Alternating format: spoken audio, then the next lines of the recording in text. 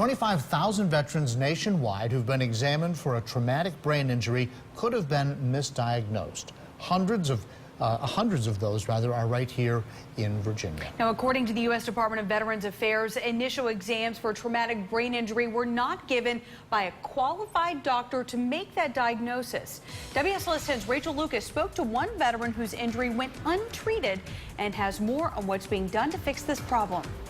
The proper diagnosis of a traumatic brain injury is not just critical to a veteran so they can receive the proper care. It's also important because it determines the amount of disability compensation they receive.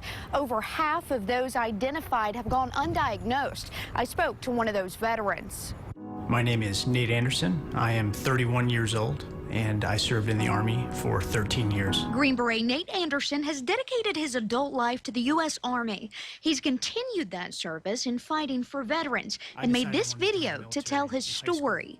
On August 1st in 2008, we were in central Afghanistan. I was driving and we struck a pressure plate IED, which detonated under my vehicle. Anderson was driving the vehicle at the time. He hit his head and blacked out. After that incident, I started experiencing symptoms that I could not explain. Issues with my memory, issues with my speech patterns. Anderson first went to the VA, and despite his gut instinct, he went undiagnosed. So I went to a private physician, and their diagnosis was that I had a mild traumatic brain injury. It took the VA nearly 8 years to come to the same conclusion. Anderson is one of nearly 25,000 others in the U.S. who was first examined by someone at the VA who was not qualified to make that kind of diagnosis. Following a national review of all TBI exams by the VA, it was found that 818 of those veterans are here in Virginia.